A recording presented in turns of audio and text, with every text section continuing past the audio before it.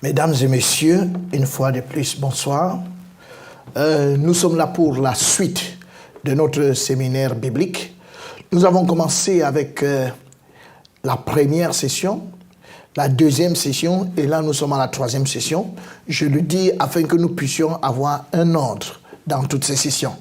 Donc, à la première session, nous avons pu nous rendre compte que la Bible est vraie et nous avons apporté toutes les évidences. Et la Bible étant donc vraie, on s'est demandé pourquoi est-ce que, pendant que la mort terrorise tout le monde, pourquoi est-ce qu'on peut trouver des gens dans la Bible qui sont prêts à mourir, qui trouvent que mourir pour eux c'est un gain. Et nous avons donc trouvé que c'est parce qu'ils sont nés de nouveau qu'en principe ils trouvent que mourir est un gain. Et alors on s'est posé donc la question de savoir naître de nouveau même pourquoi. Pourquoi est-ce qu'il devrait naître de nouveau?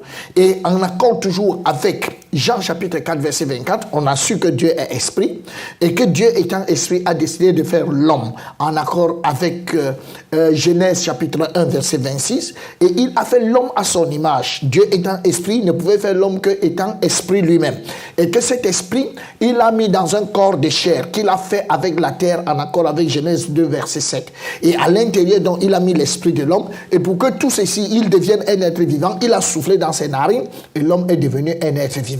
Mais il a dit à l'homme tu ne mangeras pas de l'arbre de la connaissance du bien et du mal. Mais l'homme a désobéi et il a mangé l'arbre de la connaissance du bien et du mal et ayant mangé l'arbre de la connaissance du bien et du mal, l'esprit de Dieu qui avait été soufflé est reparti. Ça veut dire que l'homme est mort spirituellement. Donc l'homme étant donc mort spirituellement aujourd'hui, il a donc commencé à faire des enfants, Genèse 5 verset 3, et les enfants qu'il va faire ne seront pas à la ressemblance de Dieu, mais seront à sa ressemblance. Ça veut dire qu'ils seront à la ressemblance d'Adam, c'est-à-dire spirituellement mort et ayant un cœur corrompu.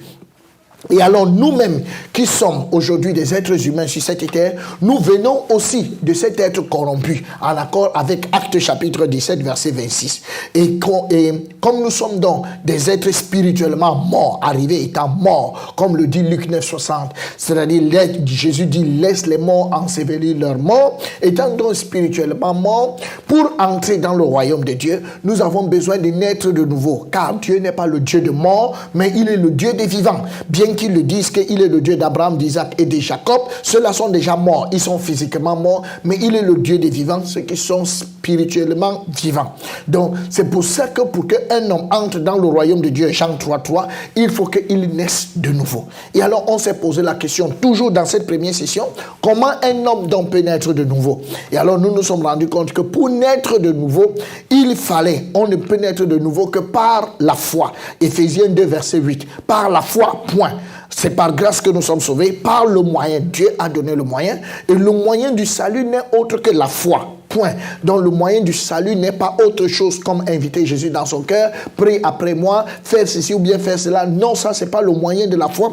Le seul moyen de la foi, c'est de donner ça, c'est pas la foi, c'est en écoutant. En accord avec 1 Corinthiens verset 21, il a plu à Dieu de sauver les croyants par la folie de la prédication. Donc quelqu'un ne peut pas dire qu'il est sauvé parce qu'il a donné sa vie à Jésus, parce qu'il a invité Jésus dans son cœur. Paul n'a jamais fait ça, Pierre n'a jamais fait ça, et tous les apôtres n'ont jamais fait ça. Aujourd'hui, on appelle les gens, on dit répète après moi, Seigneur Jésus vient dans mon cœur, fais de moi un enfant de Dieu. C'est pas biblique. Et si vous faites quelque chose qui n'est pas biblique, vous finirez certainement en enfer. Et on se dit donc, s'il faut écouter, la foi vient d'où? La foi vient de ce qu'on entend. Romains 10, 17. Et ce qu'on entend vient d'où? Ça vient de la parole de Christ ou bien de la parole de Dieu.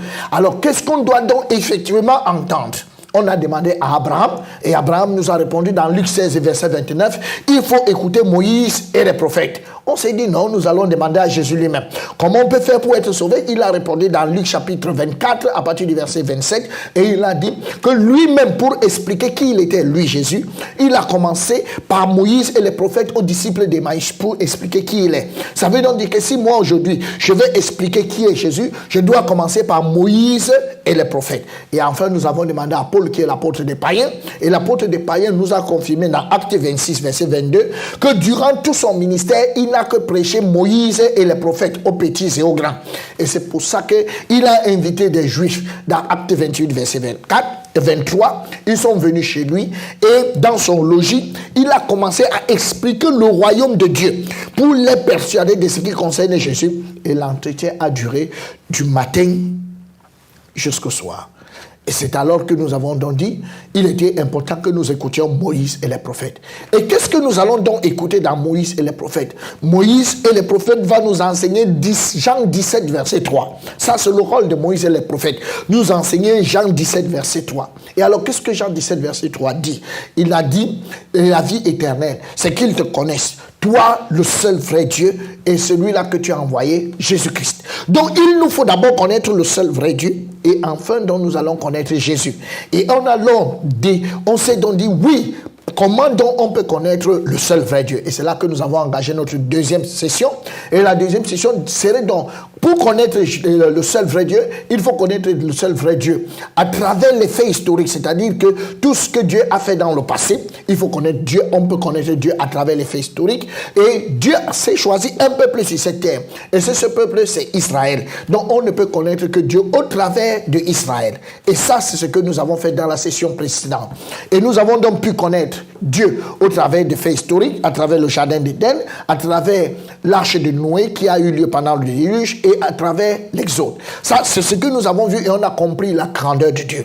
Et nous avons aussi vu Dieu dans sa relation avec le peuple d'Israël. Et là, nous avons compris que les maux et les biens viennent de Dieu. Et si quelqu'un jusqu'à présent savait que le bien vient de Dieu et le mal vient de Satan, ça veut dire que jusqu'à présent, il ne connaît pas Dieu. Donc nous avons pu voir comment Dieu, tout ce qui a de bien ou de mal, ça vient de Dieu. Et comment Dieu, parce qu'Israël ne connaissait pas que le bien et le mal viennent de Dieu. Et que eux, ils sont plutôt privilégiés. Dieu, ils cherchaient Dieu pour avoir les biens matériels, les biens physiques. Alors à cause de ça, leur mécompréhension de Dieu a entraîné qu'ils tuent le Seigneur Jésus qui est venu pourtant pour les sauver, pour amener le salut spirituel. Et à cause de ça, Dieu les a jugés. Dieu a fait venir un oiseau de proie, un homme qu'il appelle de loin, pour venir accomplir ses desseins. C'est pour ça que parmi ces hommes, on peut donc trouver il y a Hitler qui fait partie des hommes qu'il a appelés. Et nous pouvons donc voir comment est-ce que Israël a été détruit. Et quand Dieu détruit Israël, à la fin, il dit, Romains 11, verset 21, si Dieu n'a pas épargné les branches naturelles, il ne t'épargnera pas non plus. Alors, si Dieu n'a pas épargné les branches naturelles, pourquoi il ne t'épargnera pas? C'est l'objet de notre session aujourd'hui. Alors, si vous permettez, avant de commencer notre session, je vais prier. Notre Dieu et notre Père, nous te sommes infiniment reconnaissants parce que tu nous accordes ce privilège de pouvoir nous tenir devant ta face une fois de plus. Merci pour ce grand salut que tu nous as donné au travers de ton Fils Jésus-Christ. Et merci aussi parce que tu nous prends comme co-ouvriers afin que nous puissions prêcher cette parole avec toi et que plusieurs soient sauvés. Merci pour cette session. Merci pour tous ceux qui l'écoutent parce que tu accordes ton esprit afin que chacun puisse bien percevoir la parole de Dieu. Merci parce que tu me donnes également les mots pour pouvoir expliquer ta parole. Merci Seigneur pour ce moment au nom de Jésus-Christ. Amen. Pardon. Donc ce jour, avant d'entrer dans le vif du sujet, permettez-moi de faire une petite virgule en ce qui concerne la fin du monde. Vous savez, vous pouvez mourir à n'importe quel moment, comme nous l'avons vu dans la première session, mais aussi, même si vous ne mourrez pas à n'importe quel moment, c'est aussi vrai que la fin du monde peut arriver. Parce que, en principe, la fin du monde, c'est réel, parce que dans le calendrier Maya avait prévu la fin du monde pour le 21 décembre 2012. Ainsi que le calendrier aztèque, il avait prévu la fin du monde pour le 21 décembre 2012. D'autre part aussi, les prophéties de Merlin, c'est un prophète qui a vécu en Bretagne dans les temps très anciens, et lui aussi avait dit que la fin du monde est prévue pour le 21 décembre 2012. Alors, quand on voit tout ça aujourd'hui, on peut se réjouir et on peut dire que c'est bon, la fin du monde, en principe, nous sommes aujourd'hui en 2019. Ça veut donc dire que la fin du monde n'a pas eu lieu. Et comme la fin du monde n'a pas eu lieu, hurrah! Mais non, nous savons aujourd'hui, on peut trouver dans notre pays les billets de 10 000 francs. On peut trouver les billets de 5 000 francs, on peut trouver les billets de 2 000. Mais seulement, on ne peut pas voir les billets de 3 000.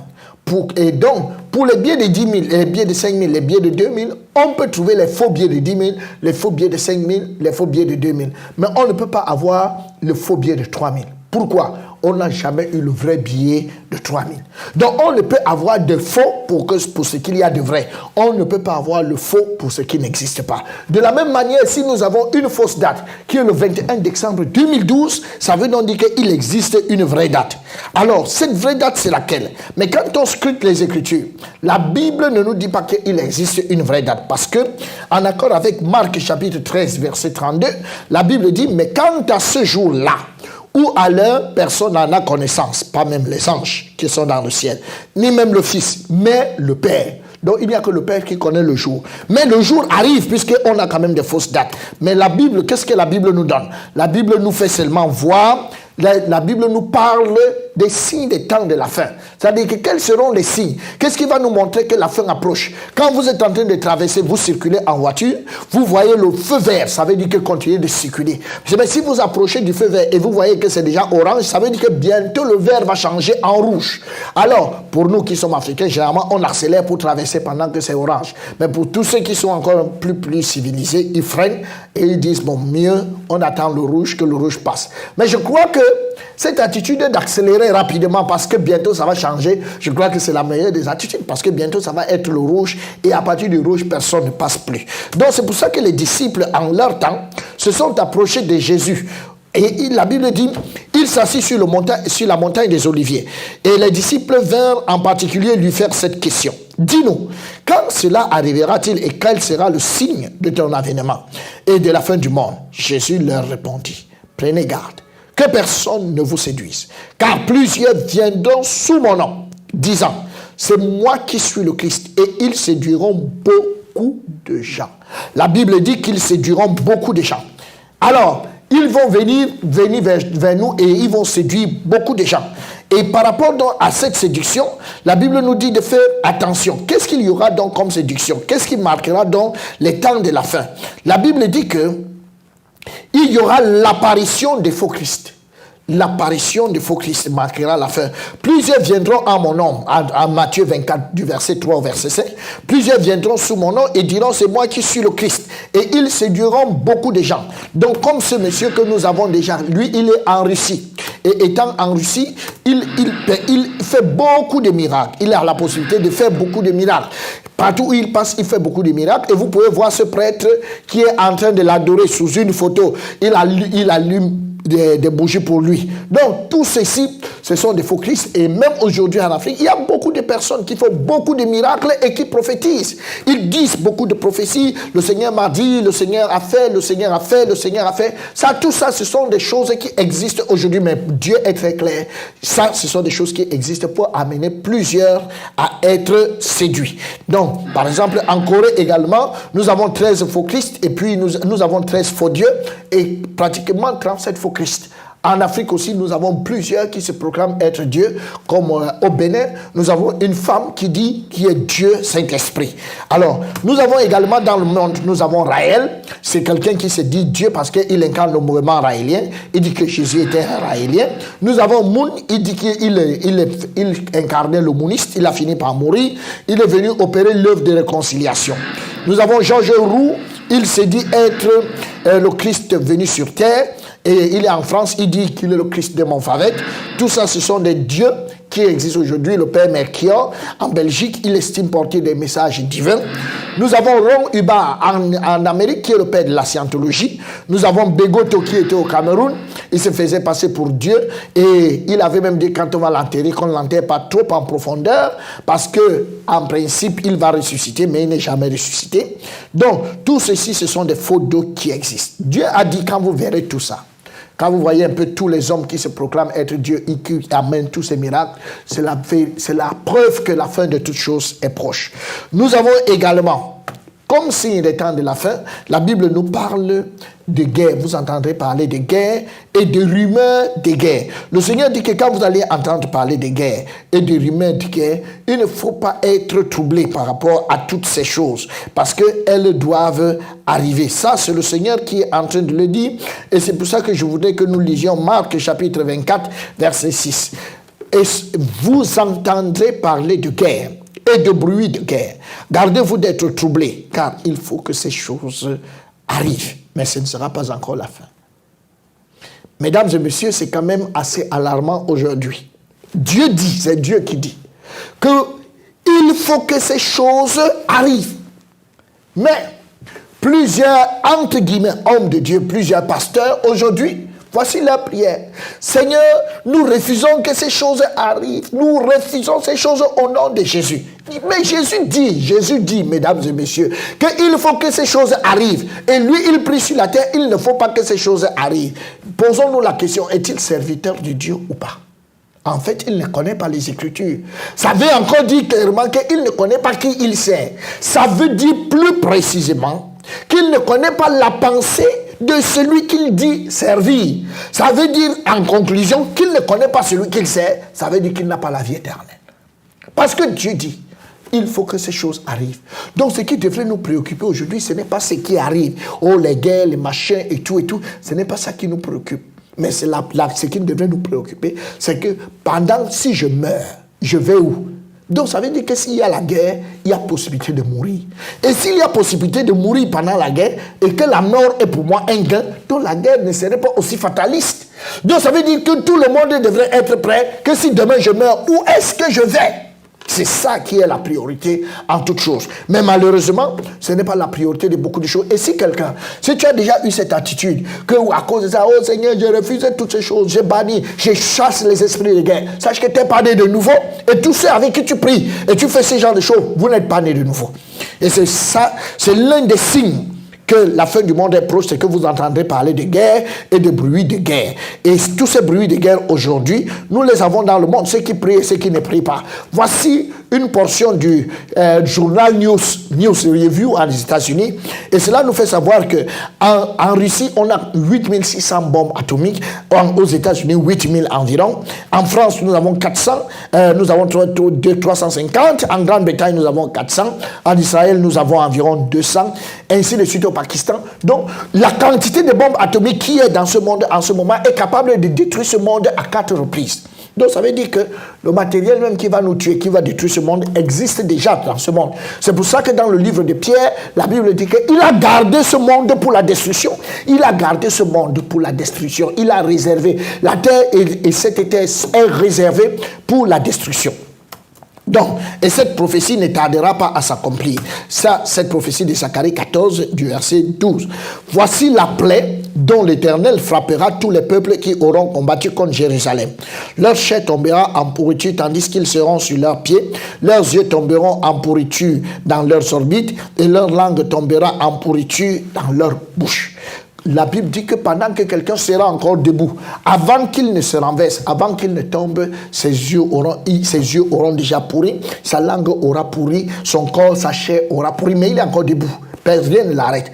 Mais il pourrit si rapidement qu'on se pose comment quelqu'un peut pourrir si rapidement. En fait, il s'agit des radiations atomiques. Les radiations atomiques, pas les radiations atomiques, Dieu nous montre que ce monde sera détruit par des radiations atomiques. Alors là, nous voyons un condamné à mort aux États-Unis.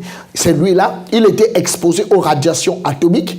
Avant qu'il ne tombe, il est passé de l'étape 1 à l'étape 4, où sa langue a pourri, ses yeux ont pourri, sa chair a pourri, pendant qu'il était encore sur ses pieds. Donc ça, ce sont des choses qui vont arriver. La Bible nous dit donc que une nation s'élèvera contre une nation, comme nous l'avons en ce moment. Depuis les attentats du 11 septembre 2001, nous pouvons donc nous rendre compte que toutes les nations s'élèvent contre d'autres nations, on ne sait plus qui combat qui. Dieu dit également que nous aurons ce qu'on appelle des famines et des tremblements de terre. Donc en marge des famines, nous avons là des photos des famines qui sévissent au Soudan, en Éthiopie, et on peut se rendre compte que voilà un monsieur qui n'arrive plus à s'élever, un enfant, il ne peut pas s'élever à cause de la famine. Il est tout maigre à cause de la famine. On peut se poser une question, qu'est-ce qu'il a fait pour naître à cet endroit? Et qu'est-ce que toi tu as fait pour ne pas y naître? Nous voyons celui-ci, c'est la famine. Ils n'ont pas péché pour être dans la famine plus que les autres. Non, tout ça, c'est la famine. Ce sont des photos de la famille. Et Dieu a dit que quand vous verrez ça, sachez que la fin de toute chose est proche. Nous avons par exemple ici, nous avons ce jeune gars, cet enfant qui est sur cette photo. Et celui qui va prendre la photo va publier sur Internet. Et les internautes vont beaucoup l'apprécier et ont apprécié la photo. Il va même recevoir un prix.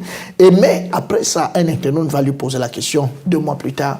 où est passé l'enfant. Il va retourner sur les lieux et va se rendre compte que l'enfant, il n'y a que la carcasse qui reste. Alors, cet enfant, immédiatement, lui-même le photographe, va se donner la mort parce qu'il ne supportait pas le chagrin.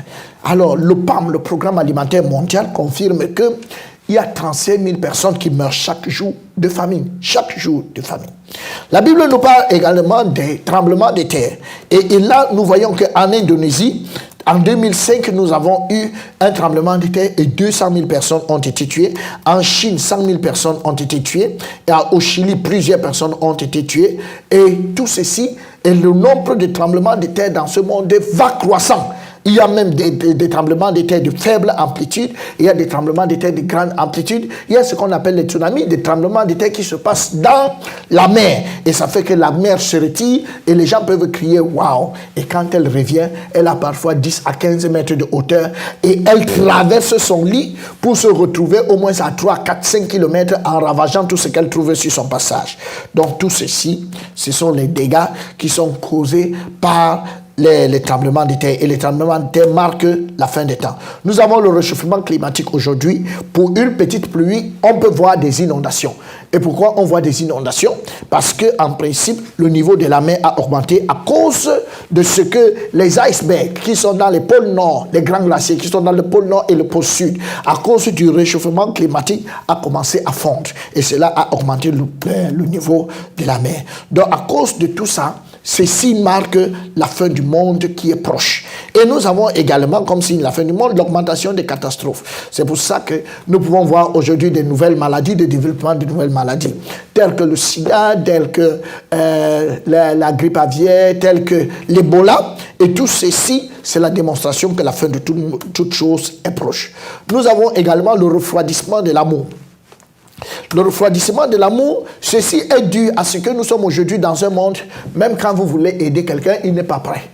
Donc, et même penser aider, ce n'est pas facile. Généralement, chez nous au Cameroun, vous pouvez vous rendre compte que lorsqu'il y a deuil chez le voisin, lorsqu'il y a deuil chez quelqu'un, le voisin, lui, il sait qu'il y a deuil, c'est l'occasion pour lui de remplir sa boutique avec beaucoup de vin parce qu'il sait que plusieurs viendront et les gens vont beaucoup boire. Donc, on enterre les gens et pendant toutes les occasions de deuil, c'est l'occasion de faire, de nourrir les gens, de donner à boire, ainsi de suite. Donc, à cause de tout ça, c'est la fin qui est proche. Aujourd'hui également, la Bible dit que cet évangile, Matthieu 24, verset 14, la Bible dit, cet évangile du royaume sera prêché en guise de témoignage dans tout le monde entier, dans toutes les nations. Cet évangile du royaume, il y a plusieurs évangiles. Évangile prospérité, évangile, bon, c'est chacun qui sait comment il donne un nom, évangile des miracles.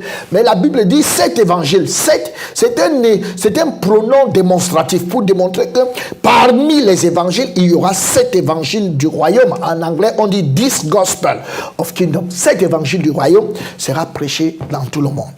Et alors, nous voilà en train de prêcher aujourd'hui du matin jusqu'au soir l'évangile du royaume. Ça veut dire que la fin de toute chose est proche. Donc, nous avons également la Bible qui est traduite en plus de 2800 langues aujourd'hui. Nous avons également la marque de la bête. La marque de la bête 666. La Bible nous dit dans le livre d'Apocalypse, Apocalypse chapitre 13, verset 16. Et elle fit que tous, petits et grands, riches et pauvres, libres et esclaves, reçussent une marque sur leur main droite ou sur leur front. Et que personne ne put acheter ni vendre sans avoir la marque, sans avoir le nom de la bête ou le nombre de son nom. Et que c'est ici la sagesse, que celui qui a de l'intelligence calcule le nombre de la bête, car c'est un nombre d'hommes, et son nombre est 666, Apocalypse 13, verset 8. Nous savons tous que, il faut bien retenir, pendant qu'on lit ce texte d'Apocalypse 13, il faut retenir sur le front et sur la main droite. Je vous expliquerai plus tard. Donc,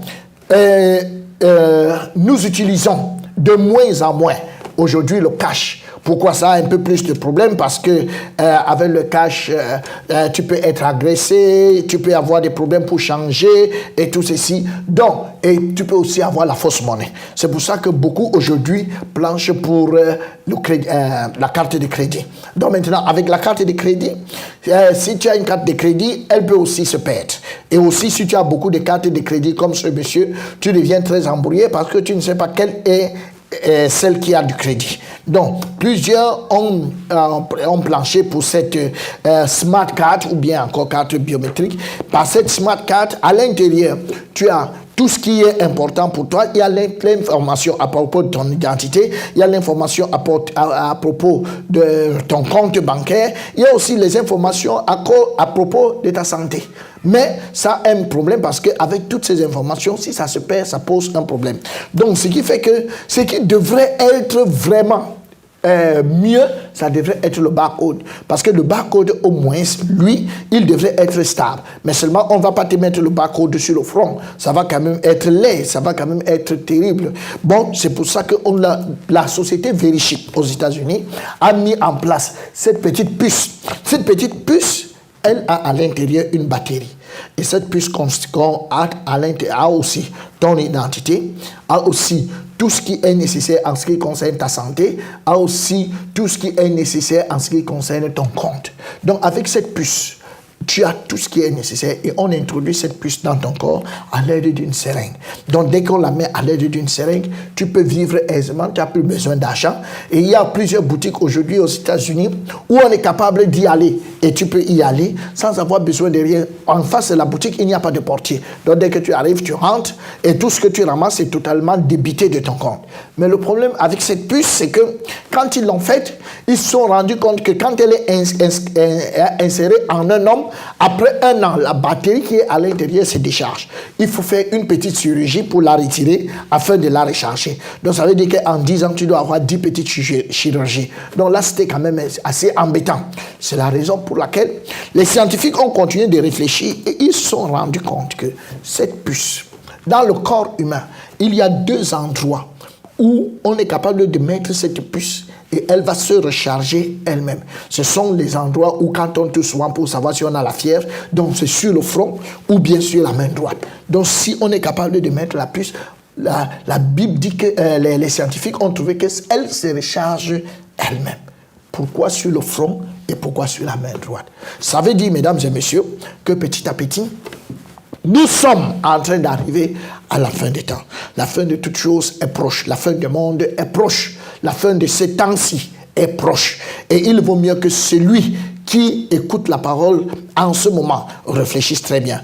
L'un des derniers signes que nous avons aujourd'hui, c'est la restauration d'Israël. Nous avons vu dans la dernière session que Israël a été complètement détruit. Mais Israël étant complètement détruit, Dieu a décidé de restaurer Israël. Et voici la prophétie qu'il va donner dans Matthieu 24 à partir du verset 32. Instruisez-vous par une comparaison tirée du figuier.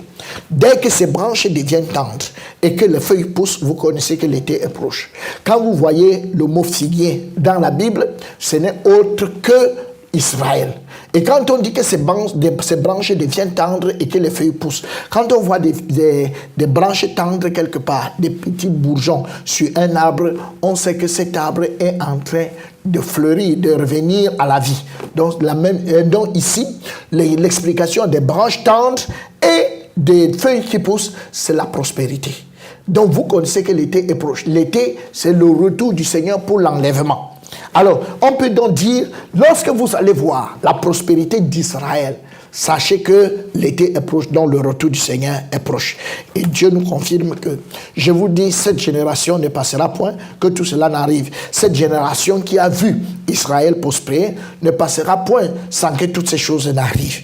Alors, c'est la raison pour laquelle on peut donc bien observer que l'État d'Israël qui avait été détruit par Dieu et dont l'apogée de la destruction était lors de la Deuxième Guerre mondiale qui est partie de 1941 à 1945 et 46 par là, et Israël était complètement détruit et dispersé, et qui avait été dispersé depuis l'an 70, c'est-à-dire que depuis l'empereur Titus, depuis le général Titus, depuis l'an 70 jusqu'à 1945, Israël avait été dispersé dans tout le monde entier et détruit ça et là. Et l'apogée de la destruction était lors de la Deuxième Guerre mondiale.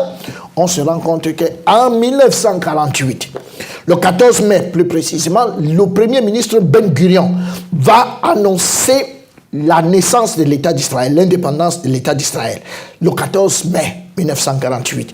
Et nous allons, ça va apparaître dans le state, des Palestiniens post. Cela va apparaître et on va dire l'État d'Israël est né.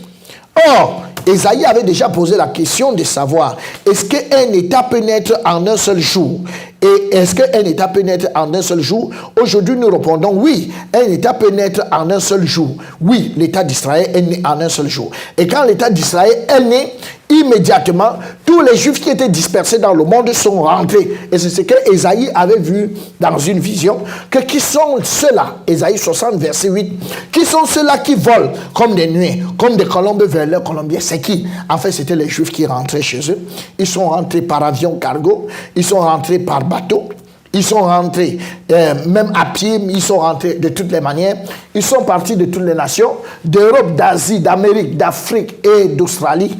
Ils sont rentrés tous chez eux. Et quand ils sont rentrés, ils ont commencé la reconstruction de leur pays. Quand ils vont dans leur pays qui était aride, comme nous pouvons voir, la terre, et Dieu avait déjà dit par Ézéchiel que la terre dévastée sera cultivée, tandis qu'elle était déserte aux yeux de tous les passants. Donc les photos au même endroit. Aujourd'hui, Israël est devenu pratiquement un jardin vert. Donc, à cet endroit où on pouvait trouver une ville qui est complètement dévastée, la Bible dit, et l'on dira, cette terre dévastée est devenue comme un jardin d'Éden. Et ces villes ruinées, désertes et abattues sont fortifiées. En fait, Israël aujourd'hui, vous pouvez trouver la plus grande quantité de fruits qui existent au monde, alors que ce n'était qu'un désert, et les villes sont devenues fortifiées, comme vous pouvez voir l'état d'Israël aujourd'hui. Donc nous pouvons trouver que les villes sont vraiment rebâties, parce que Ézéchiel avait justement dit dans Ézéchiel 36, et les nations qui resteront autour de vous sauront que moi, l'Éternel, j'ai rebâti ce qui était abattu et planté ce qui était dévasté. Moi, l'Éternel, j'ai parlé et j'agirai. Donc, il a parlé et il agira. Donc, on peut constater aujourd'hui que l'État d'Israël, qui était un État dispersé, est aujourd'hui réuni, c'est restauré. L'État d'Israël, qui était aujourd'hui, qui a subi l'Holocauste, est aujourd'hui un État puissant. Et l'État d'Israël, qui était une terre aride, est devenu aujourd'hui une terre fertile. Toutes ces grandes compagnies que vous pouvez voir aujourd'hui sont des compagnies, sont les nations, sont des compagnies qui appartiennent à Israël. Et aussi, ces hommes puissants que vous pouvez voir aujourd'hui, c'est-à-dire que ce soit Wolfgang Amadeus Mozart, le Twin et tout ça, Beethoven, Alan Crispin, Steven Alan Spielberg, Albert Einstein, toutes ces personnes aujourd'hui sont des descendants, sont des personnes qui descendent d'Israël. Et on peut aussi comprendre par là que le temple qui avait été détruit sera rebâti. Ça, c'est un verset qui nous annonce le rebâtissement du temple. On me donna un roseau semblable à une verge en disant, lève-toi et mesure le temple de Dieu, l'autel et ceux qui y adorent. Mais le parvis extérieur du temple, laisse-le en dehors et ne le mesure pas, car il a été donné aux nations et elles fouleront aux pieds la ville sainte pendant 42 mois.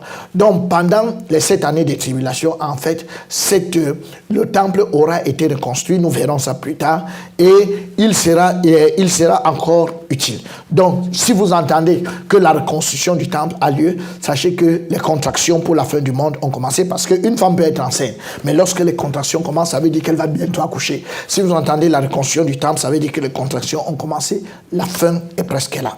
Donc, en fait, le retour du Seigneur est presque là. Donc, récapitulons un peu. Nous pouvons donc comprendre que dans Deutéronome 28, 1500 ans avant Jésus-Christ, la destruction d'Israël, la dispersion d'Israël, la destruction d'Israël et l'Holocauste avaient été annoncés.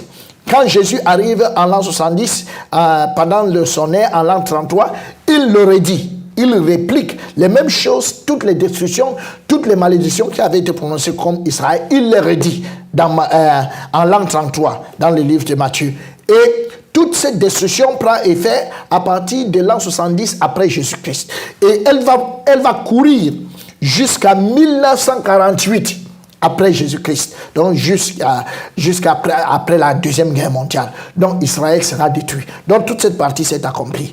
De même, la restauration d'Israël sera annoncée en Ézéchiel, c'est-à-dire 600 ans avant Jésus-Christ. Et sa restauration donc va courir de 1948 à nos jours. Donc, la restauration d'Israël a déjà eu lieu. Ça veut dire que la Bible est finie. si la Bible est finie, on peut donc récapituler ainsi, en disant, Jésus est venu il y a de cela 2000 ans. De là, du temps où Jésus est venu, jusqu'au temps où il va revenir, c'est-à-dire pour l'enlèvement, on appelle ça le temps des chantiers. C'est le temps où vous et moi, en tant que non-juifs, avons la possibilité d'être sauvés. C'est l'âge de la grâce, parce que pendant ce temps, les Juifs, eux, ils n'y croient pas. Donc, et quand Jésus va revenir, donc, il va revenir, il va enlever tous ceux qui sont nés de nouveau. Ayant enlevé tous ceux qui sont nés de nouveau, ils iront avec lui afin d'éviter les 7 années de tribulation. Pendant les 7 années de tribulation, ils seront divisés en deux. Il y aura les premiers 3 ans et demi. Pendant ce temps, il y aura une fausse paix dans le monde et on va établir le gouvernement mondial. Et maintenant, et le temple aussi sera rebâti.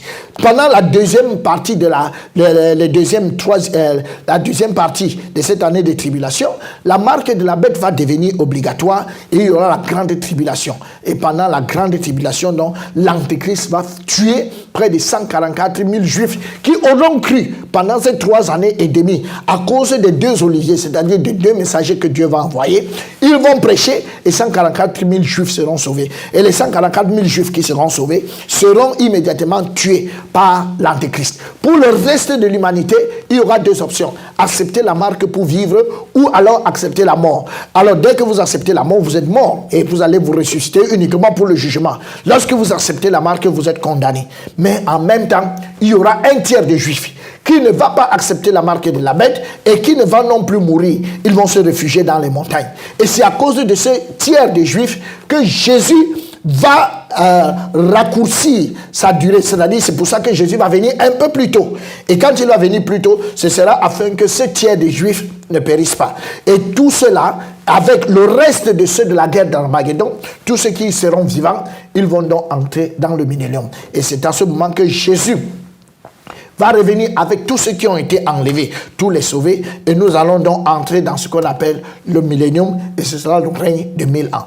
Tout ça est à venir, mais ce qui est le plus important, c'est que pour nous, ce qui est le plus important, c'est qu'il faut d'abord être enlevé. Pourquoi? La Bible dit dans 1 Thessaloniciens chapitre 4, verset 16, « Car le Seigneur lui-même a un signal donné à la voix d'un archange et au son de la trompette de Dieu, descendra du ciel. Et les morts en Christ ressusciteront premièrement. Ensuite, nous les vivants, qui serons restés et nous serons tous ensemble enlevés avec eux sur des nuées, à la rencontre du Seigneur dans les airs. Et ainsi, nous serons toujours avec le Seigneur. » Alors, si au son de la trompette, la Bible dit très bien qu'il y aura une dernière trompette qui sera sonnée. En un instant, en un clin d'œil à la dernière trompette. Mesdames et messieurs, je voudrais bien te poser la question. Si on parle de la dernière trompette, ça veut dire qu'il y a eu une première trompette. Où est la première trompette et où est la dernière trompette? Si tu n'as pas écouté la première trompette, tu ne peux pas écouter la dernière. Parce que la première trompette est la trompette du rassemblement. Ça, c'est comme ça que ça s'est passé au temps de Moïse, avec les Juifs. La première trompette est la trompette du rassemblement et la deuxième trompette, la dernière trompette est la trompette pour le départ. Donc, si tu n'as pas écouté la première trompette, tu ne vas pas te rassembler. Ce qui veut donc dire que tu ne pourras pas prendre le départ. Donc, c'est pour ça que la première trompette est importante. Et cette première trompette, c'est le message de l'évangile que nous sommes en train d'apporter en ce moment, que je suis en train d'apporter en ce moment. Il faut que tu l'entendes et que tu le comprennes. Une fois que tu l'as compris, tu es rassemblé. Dieu te met avec les autres nés de nouveau dans ce qu'il appelle son église. Et ainsi, vous pouvez attendre la dernière trompette pour le déplacement. Donc, la première trompette va se faire. Une fois que la dernière trompette va se faire, Jésus lui-même, il descendra des cieux. Et quand il va descendre des cieux, tous ceux qui sont nés de nouveau seront enlevés. Ils seront enlevés. Dieu n'a pas dit que quand il viendra, il va faire une grande réunion sur la terre. Il va appeler tous les pasteurs, tous les leaders d'église. Et il va leur dire que mes chers serviteurs, est-ce que vous pouvez me donner vos listes? La liste des gens dans vos églises que je peux enlever. Donc, alors chaque serviteur va dire, donc voici ma liste, voici ma liste. Non! Personne ne sera concerné. Ne pourra être enlevé que celui qui est né de nouveau. Si tu es né de nouveau, tu es enlevé. Si tu n'es pas né de nouveau, tu ne seras pas enlevé. Ça, c'est pas possible. C'est pas possible. Dieu ne demande pas deux choses. Jean chapitre 3, verset 3. Il dit, si tu es né de nouveau, À moins qu'un homme ne naisse de nouveau, il ne peut voir le royaume de Dieu. Si vous êtes né de nouveau, vous serez enlevé. Si vous n'êtes pas né de nouveau, vous ne pourrez pas être enlevé. Et la question donc, quand nous pouvons regarder cette image, on se rend compte que ceux qui ne sont pas enlevés sont tellement nombreux plus que ceux qui ont été enlevés. Alors, ce que je vous disais, le sujet de cette session, je vous en avais parlé, le sujet de cette session, c'est de savoir aujourd'hui pourquoi certains ne seront pas enlevés. C'est-à-dire, Dieu a dit, si je n'ai pas épargné les branches naturelles, je ne t'épargnerai pas non plus. Alors, pourquoi certains ne seront pas enlevés? Pourquoi est-ce que tel sera enlevé et pourquoi tel autre ne sera pas enlevé? Ça a été le sujet. Il fallait quand même que je parle de la fin du temps. Pourquoi? Alors, on peut se poser la question immédiatement. Pourquoi Dieu a fait le jardin d'Éden et que Dieu l'a détruit à nouveau? Pourquoi Dieu a chassé Adam et Ève du jardin d'Éden? Pourquoi Dieu a-t-il détruit la terre avec le déluge? Pourquoi il a détruit le peuple d'Israël? Tout ça là, pourquoi? Pourquoi il a fait tout ça? Tout ça, c'est à cause d'une seule chose, à cause du péché. Alors, la question qu'on se pose d'entrée de jeu, c'est de savoir d'où vient le péché? Quelle est l'origine du péché? Et l'origine du péché, nous l'avons déjà vu la dernière fois, d'où vient le péché. Et il est important de bien comprendre d'où vient le péché. Alors, d'où vient le péché? Ou bien alors comment Dieu, lui, il voit le péché? Pourquoi il va amener certaines personnes en enfer? Jean chapitre 4, verset 24 nous dit clairement, et il faut que ceux qui l'adorent, l'adorent en esprit et en vérité, car Dieu est esprit. Dieu est esprit. C'est la nature de Dieu. Dieu est esprit. Et il faut que ceux qui l'adorent, l'adorent en esprit et en vérité. Et alors, on peut bien se poser la question de savoir, pourquoi est-ce que Dieu peut dire une telle parole? En fait, il peut dire une telle parole parce que, excusez-moi un peu, parce que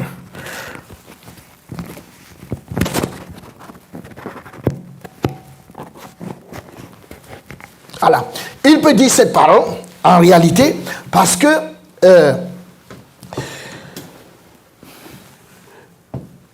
quelqu'un est capable d'adorer Dieu, mais l'adorer plutôt ça n'est que par la chair. Mais Dieu est esprit. Il insiste que s'il faut l'adorer, il faut l'adorer en esprit et en vérité. Regardons un peu ceci et nous allons mieux comprendre le contexte. Genèse 1, verset 26 nous dit, puis Dieu dit, faisons l'homme à notre image, selon notre ressemblance, et qu'il domine sur les poissons de la mer, sur les oiseaux du ciel, sur le bétail, et sur toute la terre, sur toute la terre, et sur tous les reptiles qui rampent sur la terre. Dieu dit, faisons l'homme à notre image. Oh, Dieu est esprit. Ça veut donc dire que s'il doit faire l'homme, l'homme sera également esprit. Et il fait donc l'homme esprit. Dès qu'il a fait l'homme esprit, il décide donc que cet homme qu'il a fait esprit, mettons, je l'avais déjà dit dans la première session, j'ai monté cette image afin que nous puissions le comprendre. Admettons que ce squelette, c'est l'esprit. Nous savons tous que l'esprit est invisible. Mais ça, c'est pour comprendre. Cet esprit, donc, doit pouvoir régner. Cet esprit doit pouvoir régner sur toute la terre, doit pouvoir régner sur les animaux. Or, les animaux ne sont pas spirituels. Les animaux, donc, n'étant pas spirituels, comme les animaux ne sont donc pas spirituels, immédiatement, eux, ils ne peuvent pas comprendre ce que l'esprit peut leur dire. C'est la raison pour laquelle Dieu décide donc de prendre cet esprit et de mettre cet esprit dans la chair. Quand il met cet esprit dans la chair, nous pouvons donc avoir Genèse 2, verset 7 qui nous dit, l'Éternel Dieu forma l'homme de la poussière de la terre, et il souffla dans ses narines un souffle de vie, et l'homme devint un être vivant. Donc, l'homme va devenir un être vivant. Avec, mettons l'image, alors, il fait l'homme avec la poussière de la terre, et il met dans l'esprit qu'il a fait. Parce que, en fait, le vrai homme, c'est l'esprit. Le vrai homme, c'est pas la chair. Donc maintenant, il souffle dans ses narines, il met le souffle, il met son souffle. Et imaginez, ce n'est pas la première fois que Dieu souffle. Même Jésus, quand il est venu, il a soufflé son esprit sur les disciples. Donc, ce n'était pas la première fois. Donc, il va donc souffler sur il va souffler, il va mettre son esprit en l'homme et l'homme va devenir un être vivant. Donc, voici l'homme. Il va être vivant. J'ai monté ça pour vous. Alors, étant donc vivant, on se rend donc compte que voilà l'homme dans le jardin d'Éden. Il est vivant spirituellement et son esprit est en communion avec l'esprit de Dieu. C'est pour ça qu'étant en communion, nous l'avons déjà dit, Dieu ne l'a jamais appelé. Dieu ne lui a pas dit, oh Adam, c'est comment? Non, non, Dieu ne l'a jamais appelé. Dieu ne l'appelle pas parce qu'ils sont en communion. On n'appelle pas quelqu'un qui est à côté de nous. Donc, si toi, on t'a appelé après que tu as été chrétien, ça veut dire que tu étais loin. Et en même temps, nous avons l'autre caractéristique dans le jardin d'Éden, c'est que le cœur d'Adam est complètement pur. Le cœur d'Adam est pur et son esprit est vivant. Donc, il y a ces deux attributs. L'esprit d'Adam est vivant avant le péché et son cœur est pur avant le péché. Normalement, il aurait dû faire des enfants en ce moment. Donc, mais pour mettre une image plus claire, on va donc voir que Dieu va lui dire dans Genèse chapitre 2 verset 17. Dieu va lui dire, mais tu ne mangeras pas de l'arbre de la connaissance du bien et du mal, car le jour où tu en mangeras, tu mourras. Et alors, on peut bien se poser la question, est-ce que Adam a mangé, oui ou non?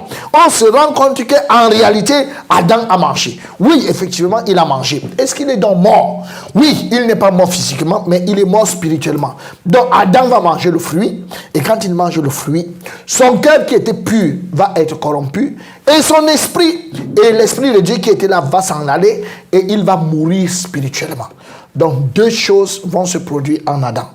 Après avoir mangé le fruit, il va mourir spirituellement et son cœur sera corrompu.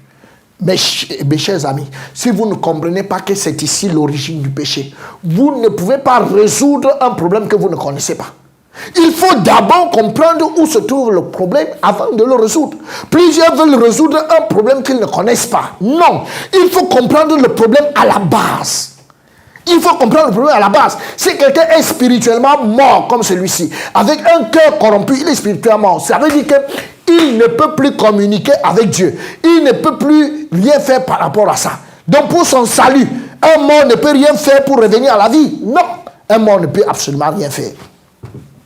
Tout ce qu'il peut faire, c'est mourir. Donc, il faut comprendre que Dieu, à cause de la mort spirituelle, il est important que nous puissions comprendre que après la mort spirituelle, après cette mort spirituelle, Dieu va donc commencer, Adam va donc commencer à faire les enfants. Genèse chapitre 5, verset 3. Adam, âgé de 130 ans, engendra un fils à sa ressemblance, selon son image, et il lui donna le nom de Seth. Donc, il va avoir un enfant à sa ressemblance. Si l'enfant sera à sa ressemblance, ça veut dire quoi concrètement? Ça veut dire que l'enfant sera spirituellement mort et aura un cœur corrompu. L'enfant ne sera pas à la ressemblance de Dieu. Non, il sera à la ressemblance d'Adam. Donc, après, donc, il sera à la ressemblance d'Adam. C'est pour ça que la Bible nous dit, dans Romains chapitre 5, verset 14, la Bible nous dit ceci. Comme, cependant, la mort a régné depuis Adam jusqu'à Moïse, même sur ceux qui n'avaient pas péché par une transgression semblable à celle d'Adam. Semblable à celle d'Adam, lequel est la figure de celui qui devait venir. Donc la Bible nous dit que, en fait, la mort a régné. Quand on dit que quelqu'un règne, il ne vous demande pas. La mort règne. Ça veut dire que quand tu viens dans ce monde, la mort règne sur toi. Quelle mort? La mort spirituelle. Ce n'est pas la mort charnelle, dans la mort règne, puisque la mort charnelle, la mort physique va venir plus tard. Donc la mort spirituelle règne depuis Adam jusqu'à Moïse. Bon, malheureusement, ça ne s'est pas arrêté. La Bible dit que cette mort a continué, même sur ceux qui n'avaient pas péché par une transgression semblable. Qui sont ceux-là? En fait, qui sont ceux-là? C'est de nous qu'il s'agit. Donc nous n'avions pas péché par une transgression semblable à celle d'Adam. Mais malheureusement, la mort nous a atteints. Et je voudrais vous dire que Dieu lui-même confirme en ce qui concerne la mort spirituelle dont je vous parle. C'est pour ça que lui-même, quand il parle, quand Jésus est venu, la Bible nous dit que Jésus pouvait donc dire. Mais Jésus lui dit, laisse les morts ensevelir leurs morts. Et toi, va annoncer le royaume de Dieu. Quand Jésus parle de mort ici, il s'agit de quelle mort? Il s'agit de mort spirituelle. Les morts spirituels sont vivants charnellement et sont capables d'enterrer ceux qui sont morts physiquement. Et ici, il parle de ça, les morts spirituels. Et ça ne peut pas être les morts physiques, puisque si c'était les morts physiques ne peuvent rien faire. Mesdames et messieurs, je suis extrêmement choqué parce que le problème de cette mort n'est pas très bien expliqué par les serviteurs de Dieu. Et parce que ce n'est pas bien expliqué, Chacun s'en fout et prend ça à la légère. C'est pour ça qu'on peut aussi résoudre ce problème à la légère. Parce que quand tu comprends bien la profondeur d'un problème, alors tu peux mieux le résoudre. La Bible parle de la mort physique, la mort spirituelle. Et c'est cette mort spirituelle, c'est à cause de cette mort spirituelle que Dieu dit, il faut que vous naissiez de nouveau. Pourquoi? Parce que pour nous, en ce qui nous concerne, en ce qui concerne les humains, nous qui sommes aujourd'hui des humains, ce qu'il y a lieu de comprendre tout de suite, c'est que à cause de cette mort spirituelle,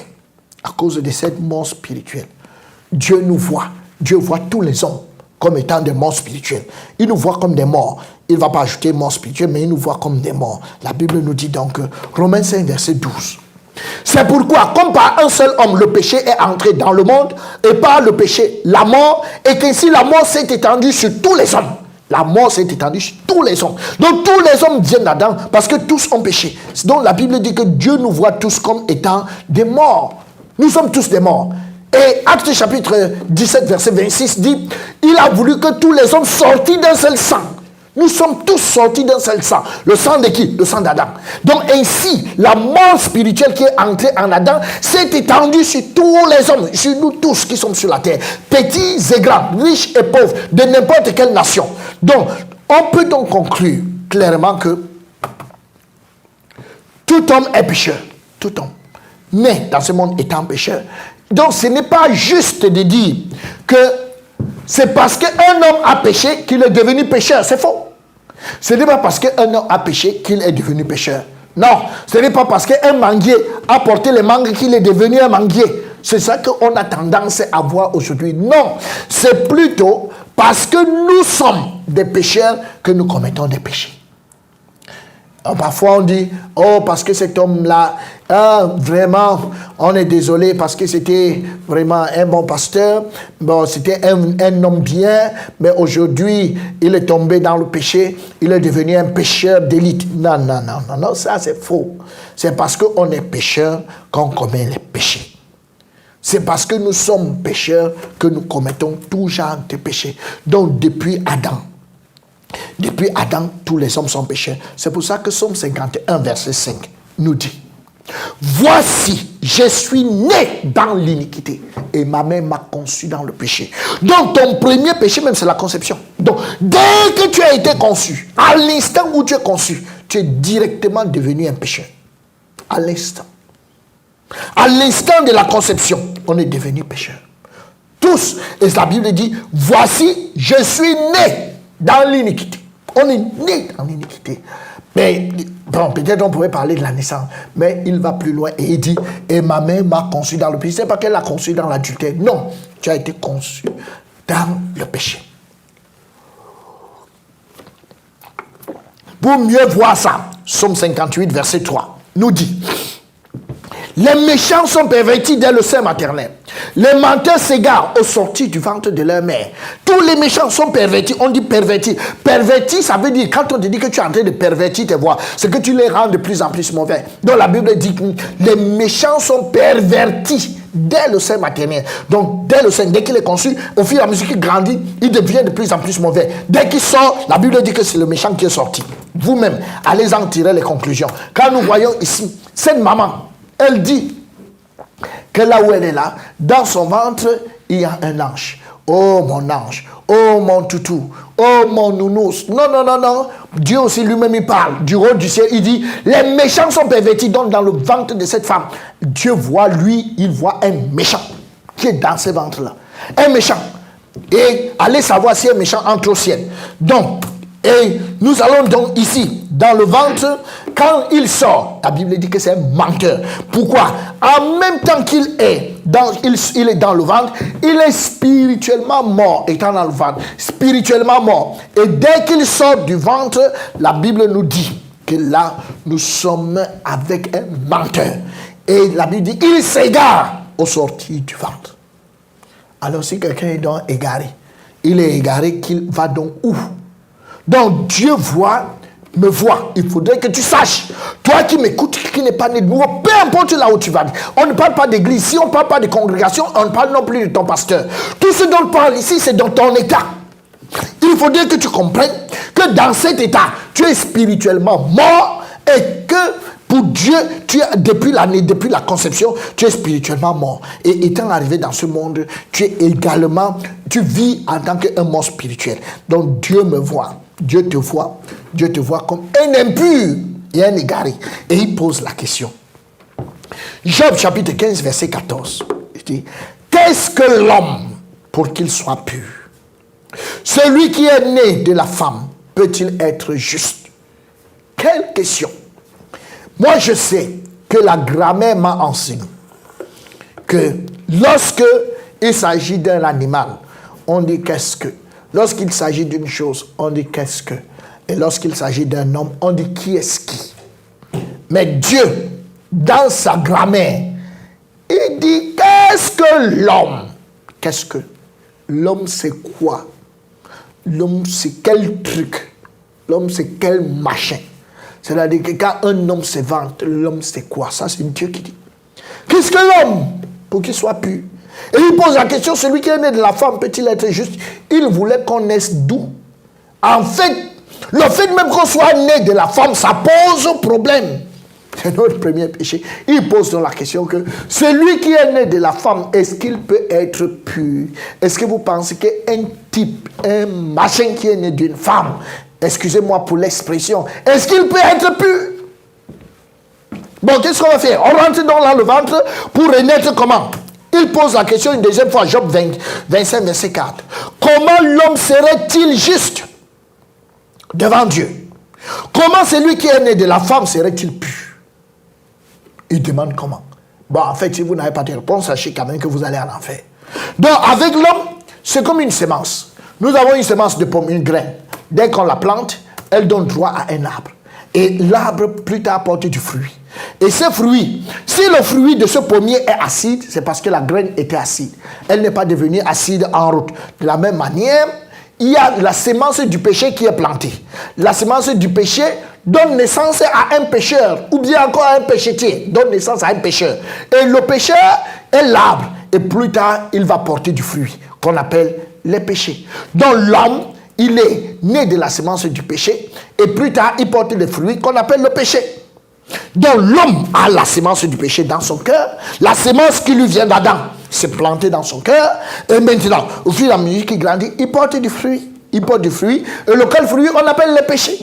Et donc les péchés sont donc les fruits du péché. C'est pour ça que Dieu peut donc dire, Proverbe 26, verset 25, ne te fie pas à un homme. Lorsqu'il prend une voix douce, ne le crois pas.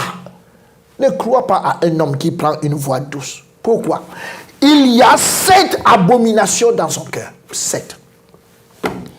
7 abominations sont dans son cœur. Ne le crois pas. Dit le Seigneur. Pourquoi? Le cœur de l'homme est tortueux par-dessus tout.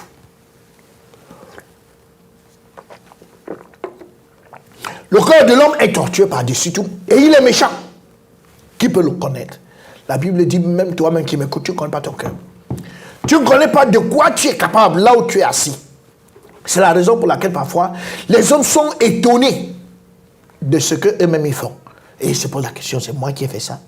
Et parfois, il y a plusieurs fois où on a juré que non, je ne ferai jamais ça. Non, non, non, non, je ne ferai jamais ça. Ça là, je ne peux jamais faire ça. Ça, je ne peux jamais faire ça. On a juré, on a juré, on a juré. Mais malheureusement, à certains moments, on a bien fini par le faire. Là, c'est la preuve qu'on ne connaît pas notre cœur. Et celui qui connaît notre cœur, c'est lui qui est capable de nous dire ce qu'il y a dans le cœur. Et voilà ce que le propriétaire du cœur dit. Il dit, dans Genèse 8, verset 21, l'Éternel sentit une odeur agréable. Et l'Éternel dit en son cœur, je ne maudirai plus la terre à cause de l'homme. Pourquoi? Parce que les pensées du cœur de l'homme sont mauvaises dès sa jeunesse. Il ne va plus maudire la terre, c'est pas parce que l'homme est devenu bon. Non, il a dit qu'il ne maudit plus la terre parce qu'il a décidé. Mais pour l'homme, s'il continue, il va finir avec l'homme. Tous les hommes vont mourir parce que leurs pensées sont mauvaises dès leur jeunesse. Et je ne frapperai plus tout ce qui est vivant, comme je l'ai fait. Il dit dans Ecclésiaste 9, verset 3, ceci est un mal parmi tout ce qui se fait sous le soleil. C'est qu'il y a pour tous un même sort. Aussi le cœur des fils de l'homme.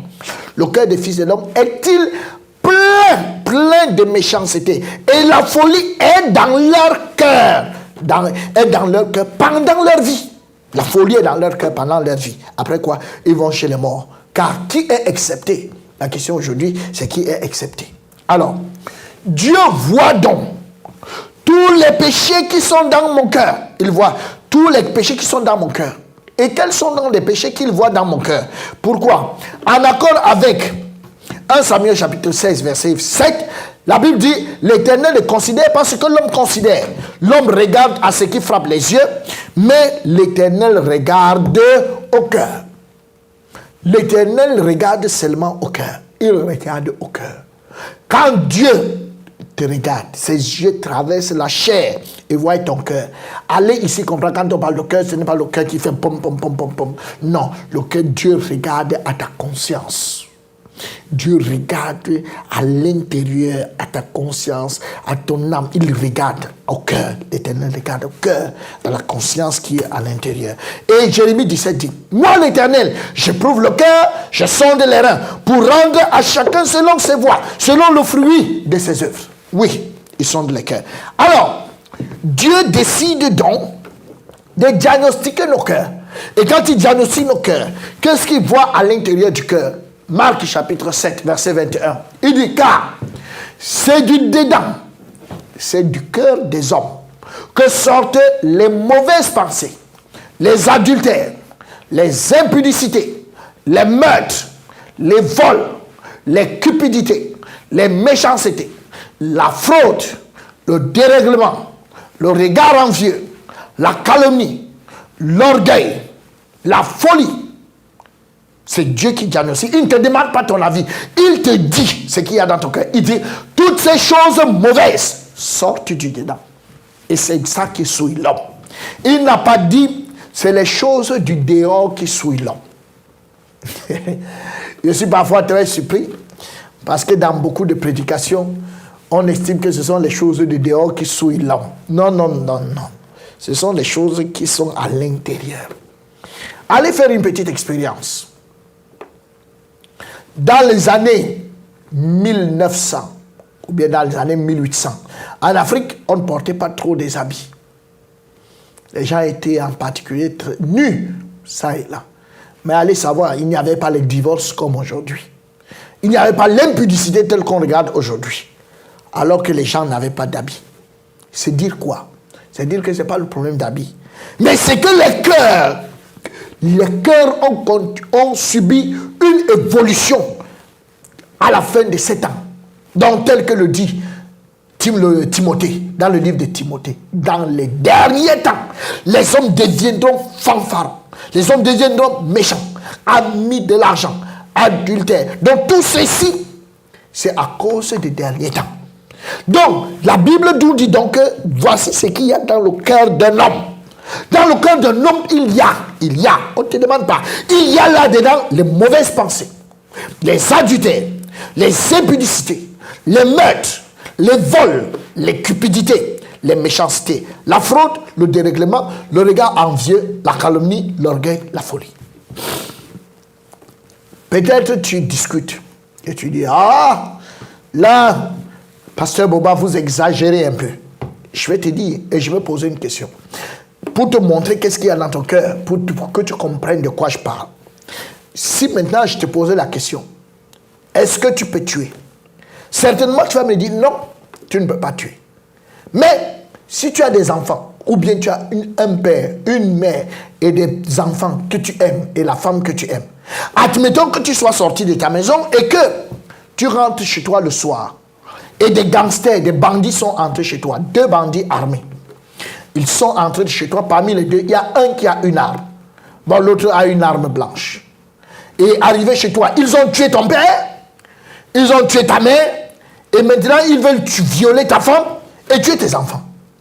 Mais seulement ils ont oublié la porte de la maison ouverte. Donc toi tu arrives à petits pas et ils ne savent pas.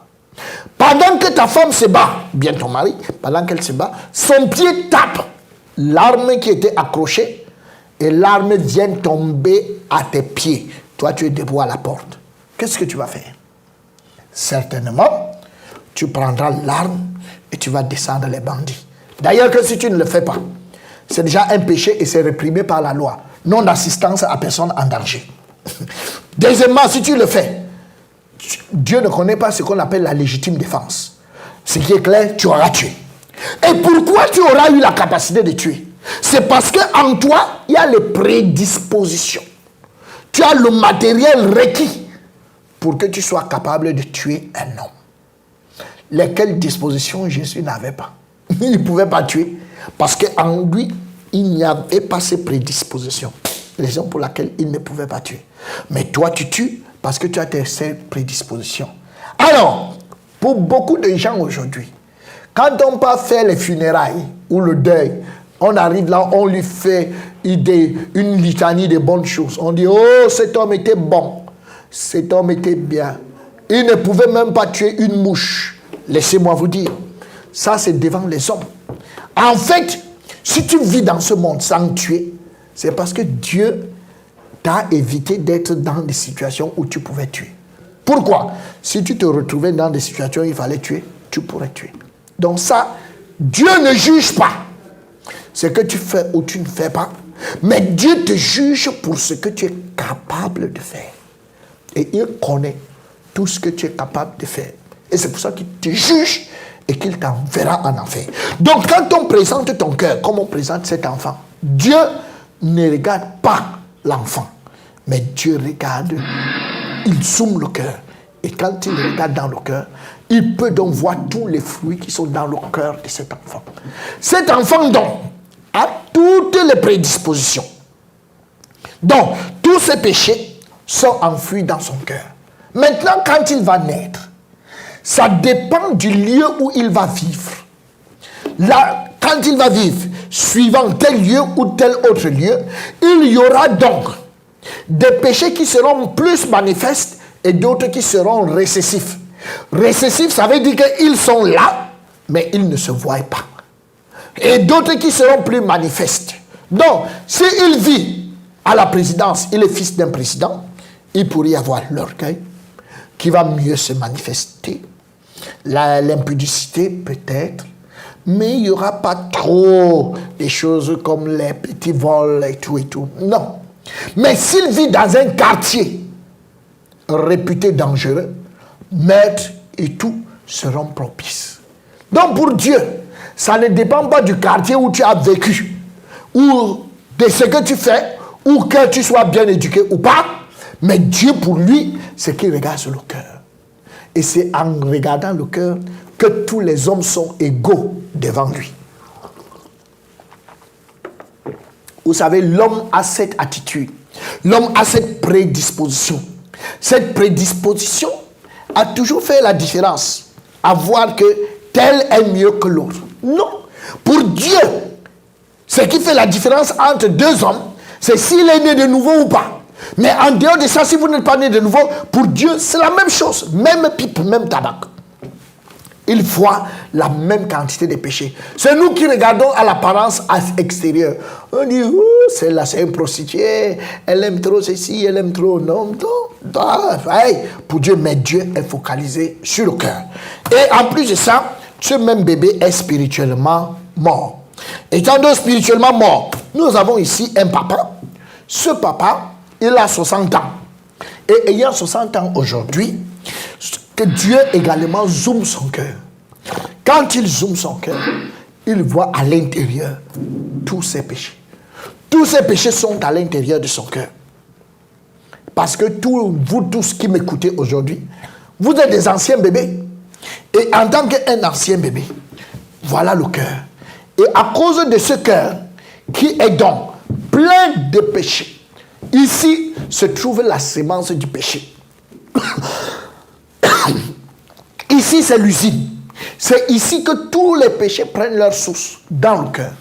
Étant donc à ce niveau, chaque jour, ce monsieur ayant 60 ans, depuis le jour où il a été conçu, jusqu'à hier, il a continué de commettre des péchés. Donc, il commet des péchés, il commet des péchés, il commet des péchés.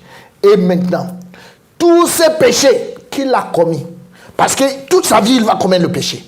Mais tous les péchés qu'il a commis, depuis le moment où il a été conçu, avec la semence du péché, il a commis des péchés qu'on appelle des fruits. Tous ces péchés qu'il a commis jusqu'à hier, tous ces péchés, on peut les appeler les péchés passés. Ce sont les péchés qu'il a commis jusqu'à hier. Et alors aujourd'hui, il a les péchés qu'il a commis depuis ce matin. Il les a commis depuis ce matin, jusqu'à cette heure où tu es en train de m'écouter. Et ça, ce sont ce qu'on appelle les péchés présents. Et alors, comme tu n'es pas encore mort, lui n'étant pas encore mort, d'aujourd'hui, du moins après cet instant, jusqu'à sa mort, il va encore commettre les péchés. Mais ces péchés ne se sont pas encore produits. Ces péchés sont encore localisés dans son cœur. Donc dans son cœur, il y a la sémence du péché. Et en plus de ça, il y a les péchés futurs. Donc les péchés qu'il va faire après cet instant, à partir de demain. Donc tout ça là, donc ça fait un homme avec lui. Les péchés passés, les péchés présents et les péchés futurs. Et il est spirituellement mort. Mesdames et messieurs, même si vous n'avez pas compris tout ce que j'ai dit avant, retenez au moins ceci. Depuis votre naissance jusqu'à votre mort, vous allez commettre des péchés parce que vous avez la sémence du péché en vous. Et les péchés que vous allez commettre, tous les péchés de votre vie, peuvent être divisés en trois. Pourquoi? Vous n'êtes pas encore mort. Donc vous avez les péchés que vous avez fait avant, et vous avez les péchés que vous faites aujourd'hui, et vous avez les péchés que vous allez faire demain. Est-ce que Dieu connaît donc les péchés que vous allez faire demain? Oui, Dieu les connaît. Pourquoi? Imaginez-vous ce qui s'est passé avec Pierre. Pierre dit à Jésus, écoute, je suis prêt à mourir avec toi. Partout où tu iras, je ne suis pas comme les autres apôtres. Ah, Jésus le regarde. Il regarde dans son cœur. Il est Dieu. Vous savez que Dieu regarde à ce qui est dans le cœur. Et il regarde. Et il se rend compte que les prochains péchés qui vont sortir, il n'avait pas encore commis, mais les prochains péchés qu'il va commettre, il va les renier 3 fois. Et il va dire à Pierre, tu vas me renier 3 fois. Pierre va commencer à discuter. Il va dire, mais comment tu peux me dire une chose pareille? Je suis prêt à mourir avec toi. Je ne peux pas te renier. Il va beau discuter, mais il n'en demeure pas moins quand même qu'il va renier le Seigneur 3 fois. 3 fois pour que ce soit clair que ce n'est pas une erreur. Il va renier le Seigneur 3 fois. Toi-même, là où tu es, si Dieu te dit les péchés que tu vas commettre, tu vas commencer à discuter. Mais je vais ici te donner une idée de la quantité des péchés que tu possèdes. Là où tu es. Ça veut dire que tu as la sémence du péché et je vais te montrer un peu la quantité de péchés que tu possèdes. Lisons un peu ce texte. Matthieu chapitre 5 verset 28. La Bible dit, mais moi, je vous dis que quiconque regarde une femme pour la convoiter a déjà commis un adultère avec elle dans son cœur.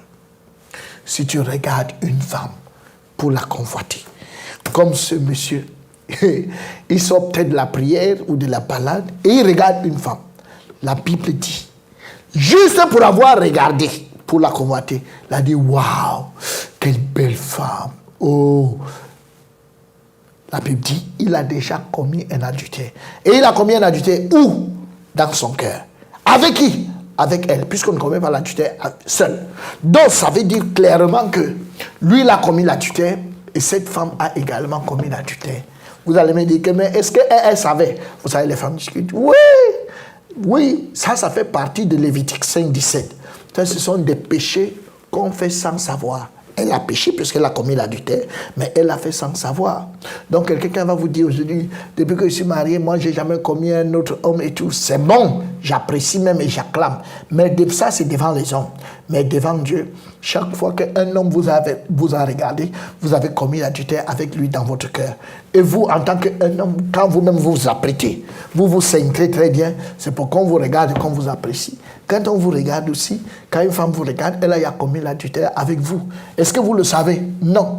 Mais c'est ça, les anges le savent. Elle a commis l'adultère avec vous dans son cœur. Regardons un peu cette vidéo pour voir jusqu'à quel niveau quelqu'un peut commettre l'adultère. Combien d'adultères une femme peut commettre par jour? Combien d'adultères un homme peut commettre par jour? 거리에 예쁜 여자 한 명을 내보냈습니다.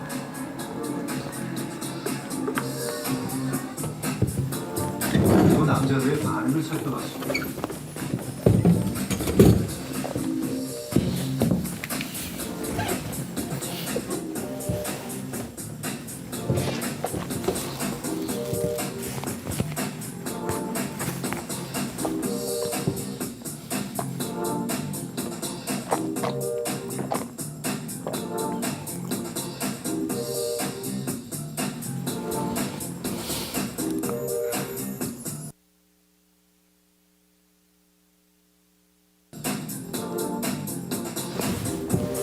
아니나 다를까 대부분의 남자들이 한 번쯤은 고개를 돌립니다. 그것도 나이와 세대를 초월해서 말입니다. Ouais, ça c'est tous les péchés que peut connaître une femme en un seul jour ou un homme. Matthieu 5 verset 22 nous dit, mais moi je vous dis que quiconque se met en colère contre son frère mérite d'être puni par les juges. En colère. Que celui qui dira à son frère Raka mérite d'être puni par le Sanhédrin. Et que celui qui dira à son frère insensé, ou bien fou, ou bien mouf, ou bien imbécile, mérite d'être puni par le feu de la chair. Et maintenant, je voudrais poser la question. Combien de fois as-tu dit mouf, imbécile, salaud à quelqu'un? Combien de fois depuis que tu vis? Combien de fois? Combien de fois même tu ne l'as pas dit, mais tu l'as dit dans ton cœur? Parce que Dieu considère même les mauvaises pensées. Même des actes comme celui-ci quand tu étais tout petit. Tout jeune, combien de fois as-tu dit mouf dans les jeux d'enfants? Tout ça là, c'est répertorié devant le Seigneur. Il voit tout ça. Et on peut donc se rendre compte qu'il n'y a pas moyen de se cacher. Pourquoi? Même si on se couvre, on porte des beaux habits, on a un bon travail, on se cache sur une veste, Dieu voit tous nos péchés. Il voit notre cœur. Et notre cœur est devant lui. Même si on se cache dans la charité, la serviabilité, on rend service à gauche et à droite, Dieu nous regarde. Il regarde à notre cœur. Et quand il regarde à notre cœur, avec lui, ça ne marche pas. Ça ne peut pas donner. On peut même être un gros prieur. On prie un intercesseur. Toute la nuit. Pour ce qui concerne Dieu, ce cœur ne peut pas entrer au ciel. Pourquoi? Il regarde le cœur. Toi-même, si tu arrives chez moi et que je vais te servir à boire, je te demande de choisir un cop. Tu ne peux pas choisir le petit, tu vas choisir le grand. Mais si après, toi-même tu vois ce qu'il y a à l'intérieur, tu vois le cœur de ce gobelet, tu vas dire quelque chose, mieux tu me sers dans le petit. Donc tout ça, c'est tout à fait évident. Donc, à cause du péché, Dieu voit l'homme, Dieu te voit comme quelque chose de sale, quelque chose de répugnant. Quelque chose de sale. C'est pour ça qu'il dit Job 15, verset 15 à 16. Si Dieu n'a pas confiance en ses saints, si les cieux ne sont pas purs devant lui, combien moins l'être abominable et pervers, l'homme qui boit l'eau comme l'iniquité. Donc tu bois l'eau comme l'iniquité. La quantité d'eau que tu as déjà bu depuis que tu es dans ce monde, ce ne sont que des citernes et des citernes. Ça c'est la quantité d'eau. L'homme là, et la Bible dit tu bois l'eau. Comme l'iniquité, tu bois l'iniquité comme de l'eau. Donc, si tu bois l'iniquité comme de l'eau, alors Dieu conclut. Dans Job 25, verset 5 à 6, voici, la lune même n'est pas brillante, et les étoiles ne sont pas pures à ses yeux. Combien moins l'homme qui n'est qu'un ver, et le fils de l'homme qui n'est qu'un vermisseau. Donc, si des gens ne sont pas sauvés, si dans une église, ils ne sont pas nés de nouveau, Dieu les regarde comme une église de vers. Et si la chorale n'est pas sauvée, tous ceux qui sont à l'intérieur, ils sont des vers et des vermisseaux. Et je permettais même de dire des verrettes. Et imaginez-vous, si vous-même, des vers vous appellent leur papa. Là où vous êtes, vous n'avez jamais entendu que le cafard a mordu quelqu'un. Le mille-pattes n'a jamais mordu quelqu'un. Mais si le mille-pattes passe devant vous, tout ce qu'il y a, c'est dans les yeux votre babouche, ou bien de le botter, ou bien de chercher comment est-ce que vous allez vous débarrasser de lui. Oh, il ne vous a rien fait, mais c'est à cause de sa nature. De la même manière, quand Dieu vous regarde et que le dimanche, quelqu'un se lève pour dire oh mon papa, mon Dieu, je t'aime. Oh papa, tu es mon Dieu. Papa est Dieu. Des vers, c'est pas possible. Vous-même, vous ne pouvez pas accepter ça. Donc Dieu regarde comme un ver, un vermisseau. Donc il veut s'en débarrasser. Oui, s'en débarrasser. Imaginez-vous un peu. Et Dieu l'explique très bien dans ce livre de Agé, chapitre 13, Agé chapitre 2, verset 13. Et Agé dit, si quelqu'un souillé par le contact d'un cadavre touche toutes ces choses, seront-elles souillées? Le sacrificateur répondit, elles seront souillées. Donc dans l'Ancien Testament, si un homme touche à un cadavre, après avoir touché à un cadavre, la Bible dit, s'il touche à toute autre chose, est-ce que toutes les autres choses seront souillées? Le sacrificateur a répondu oui.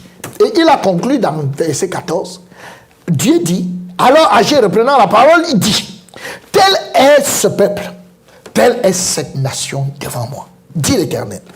Telles sont toutes les œuvres de leurs mains. Ce qu'il m'offre là est souillé. On peut bien se poser la question, mais est-ce que tout le peuple avait-il touché un cadavre?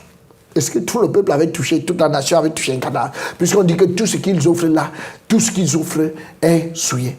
Non! Toute la nation n'avait pas touché un cadavre. Ça, c'est une prophétie. C'était pour expliquer ce moment-ci. C'était pour expliquer l'état du monde en ce moment. L'état du monde en ce moment, tous les hommes n'ont pas touché un cadavre. Mais en fait, les hommes portent le cadavre en eux. En fait, les hommes sont des corbillards ambulants.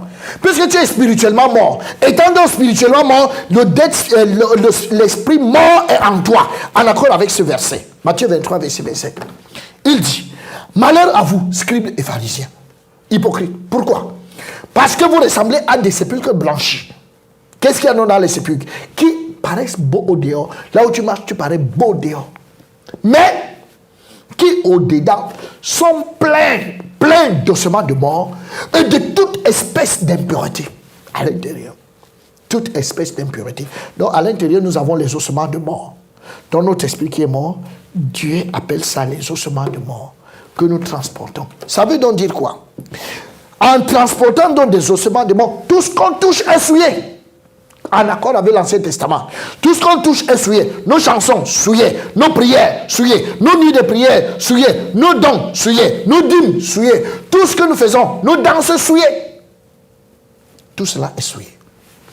Et étant donc souillé, mesdames et messieurs, c'est pour ça que Dieu dit, il dit, Amos 5, 21, je hais, je méprise vos fêtes, je ne puis sentir vos assemblées. Oui, il dit, éloignez de moi le bruit de vos cantiques, éloignez-moi du bruit de vos luttes. Tout ça là. Pourquoi? Étant spirituellement mon Dieu te hait. Imaginez-vous quand quelqu'un vous hait et qu'il vous dise bonjour, vous jetez votre face de l'autre côté. Je hais, je méprise vos fêtes. Je ne puis sentir vos assemblées. Pourquoi? De qui vous moquez-vous? Quand vous vous levez même pour ouvrir la bouche pour prier, il se pose la question, Dieu se pose la question. De qui vous moquez-vous? Il se vous pose la question. De qui vous moquez-vous? Comptez-vous, ouvrez-vous une large bouche et tirez-vous la langue. N'êtes-vous pas des enfants de péché, une race de mensonges, dit le Seigneur.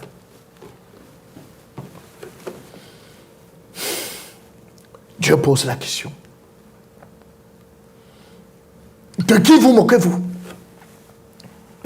Il dit même, si tu n'obéis pas à sa loi, si quelqu'un détourne l'oreille pour ne pas écouter, donc si tu n'écoutes pas ce que je suis en train de dire, il dit ta prière même est une abomination, donc c'est un autre péché. Donc pour Dieu, il n'y a pas de petit péché, il n'y a pas de moyen péché, il n'y a pas de, en fait, il n'y a pas de petit pécheur, il n'y a pas de gros pécheur. Pour Dieu, pécheur, c'est pécheur. Allez lire Jacques chapitre 4, Jacques chapitre 2, verset 10. Car quiconque observe toute la loi, mais pêche contre un seul commandement, devient coupable de tous. Si tu obéis à toute la loi, mais tu pêches contre un seul commandement, tu deviens coupable de tous. Regardons ici, ça c'est un bandit. Un bandit de grand chemin. Il a passé toute sa vie à être criminel. Il a tué et tout. Ça c'est toute sa vie. S'il meurt, il va où? Il va en enfer. Sans autre forme de procès. De même, nous avons ici un homme normal qui a mené une vie normale. Il a fait 10 péchés. S'il meurt lui-même, il va où? Il va en enfer. Mais quand vous regardez la vie de cet homme normal et la vie du criminel, sa vie est mieux. Devant les hommes, on aurait dit, mais celui-ci est bien, mais celui-là c'est un criminel. La mère des criminels va dire chaque fois, pourquoi toi tu es criminel, pourquoi tu ne regardes pas normal et être comme lui? Ça c'est les hommes. Mais Dieu, pour Dieu ils sont des mêmes. Et voilà même alors, ça c'est un pasteur, c'est un prêtre. Et lui, il n'a que commis un seul péché. En accord avec un autre verset. Quiconque obéit à toute la loi, mais pêche contre un seul commandement, devient coupable de tous. Donc une fois que tu as commis un péché, colère, insulter quelqu'un, tu as fait tout le reste des péchés en même temps. Et si tu meurs, tu vas en enfer. Donc, tous ces hommes, pour Dieu, ils sont des mêmes. Et je m'avais te posé la question. Et toi alors, si tu meurs, tu vas où? Il faut bel et bien que tu répondes à cette question. Et là où tu es, tu ne peux pas changer ton état par toi-même.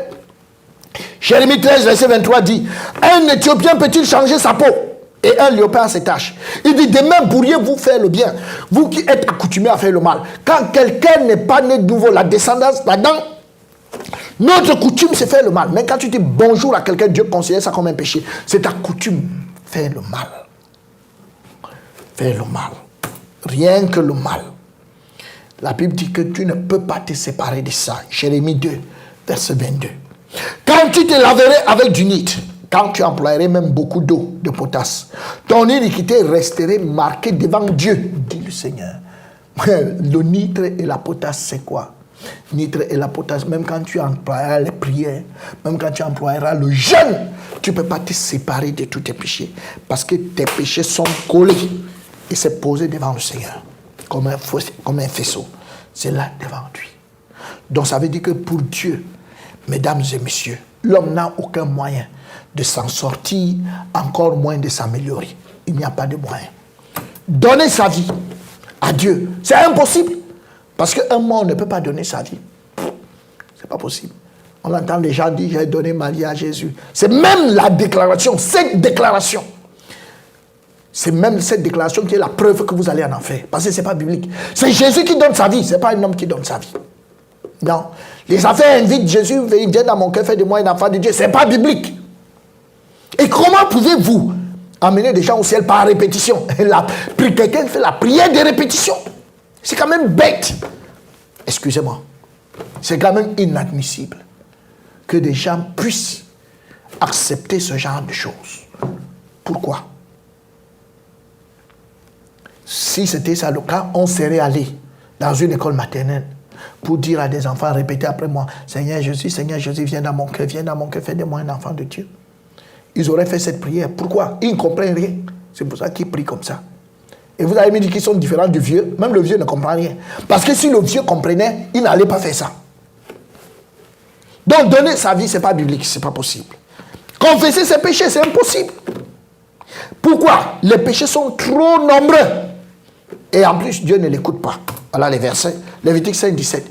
Tu as les péchés que tu as fait sans savoir. Lorsque quelqu'un péchera en faisant, sans le savoir, contre l'un des commandements de l'Éternel, des choses qui ne doivent point se faire, il se rendra coupable et sera chargé de sa faute. Donc, tu as les péchés que tu as fait sans savoir. Et si je te dis que pour aller au ciel, il faut les confesser, comment tu fais pour confesser les péchés que tu as fait sans savoir, puisque tu ne t'en souviens pas? 2. La Bible dit que tes péchés sont trop nombreux. Ils sont plus nombreux que les cheveux de ta tête. Car des mots sans nombre m'environ. Les châtiments de mes iniquités m'atteignent. Et je n'ai plus à supporter la vue. Ils sont plus nombreux que les cheveux de ma tête. Les péchés d'un homme sont plus nombreux que les cheveux de ta tête. Alors tu fais donc comment pour t'en séparer? Tu fais donc comment pour les compter? S'il faut passer par la confession, tu vas faire comment? Et en plus c'est ça, Dieu dit qu'il n'écoute pas. Quand on dit que Dieu n'écoute pas, Ésaïe 59, verset 1, il dit non, la main de l'Éternel n'est pas trop courte pour sauver, ni son oreille trop dure pour entendre. Mais ce sont vos crimes qui mettent une séparation entre vous et votre Dieu. Ce sont vos péchés qui vous cachent sa face et l'empêchent de vous écouter. Donc, Dieu ne peut pas t'entendre lui confesser les péchés. Va faire cela avec un religieux, va lui confesser tes péchés. Lui et toi, vous irez quand même en enfer. Donc, on va le faire en plein culte et tout et tout. Vous tous, avec les membres de l'Assemblée, vous irez en enfer. On ne passe pas par là pour naître de nouveau.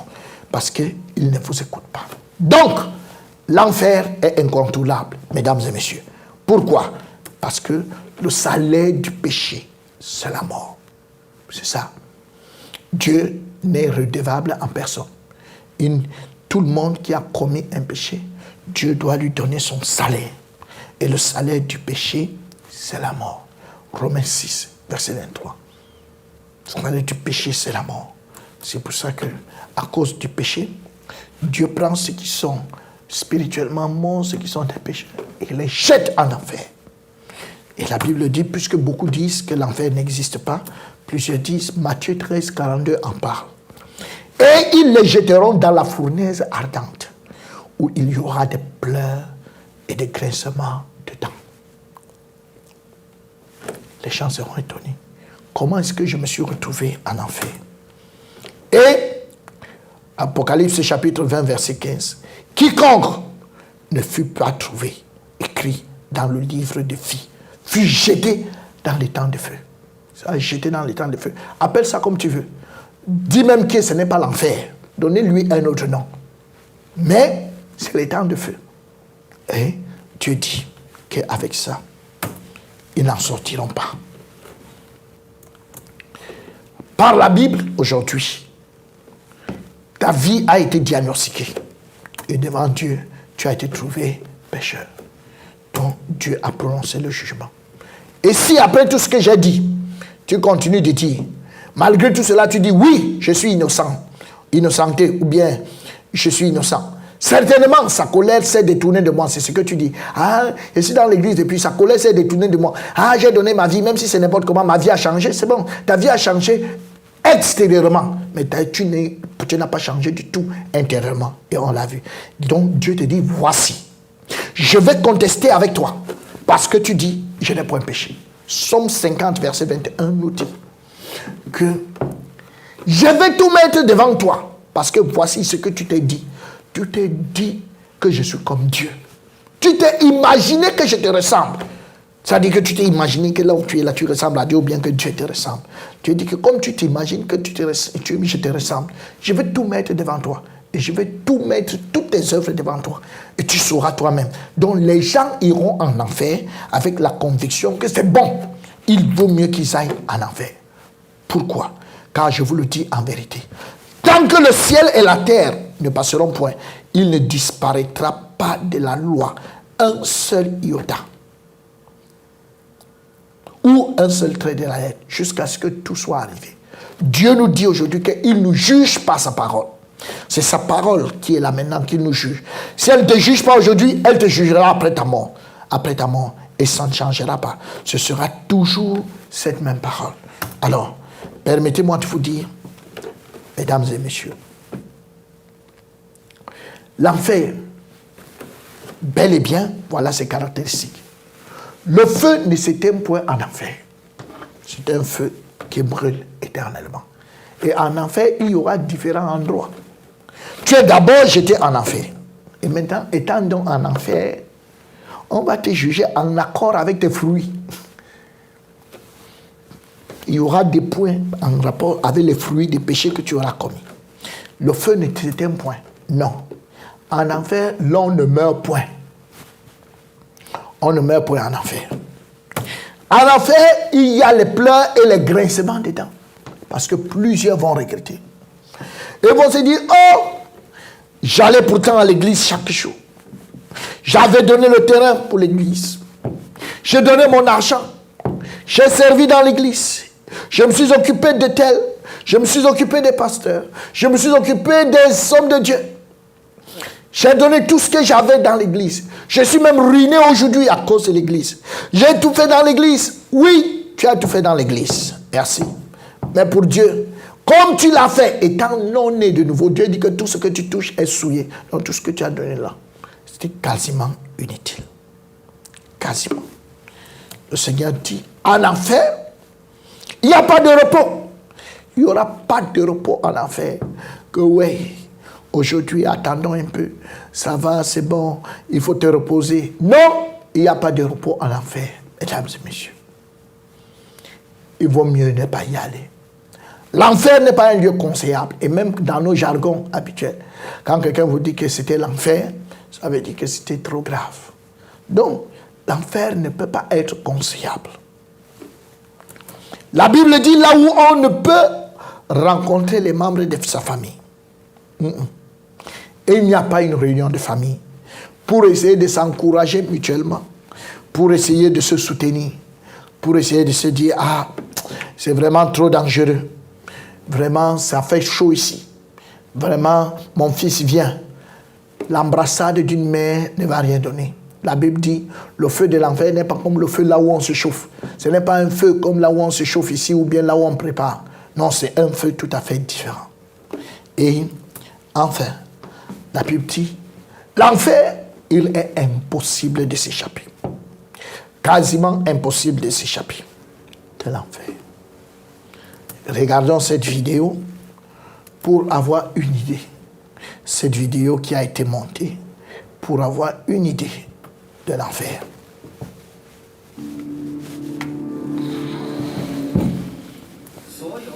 죽음 후에는 모든 사람이 하나님의 보좌 앞과 전사 앞에서 심판을 받으리라. 在神的大宝座前接受审判。每一个人都按照他们过去的行为。 내가 살았노니 모든 무릎이 내게 꿇을 것이요 모든 혀가 하나님께 자백하리라. 因此，你不能用钱财赎回你自己。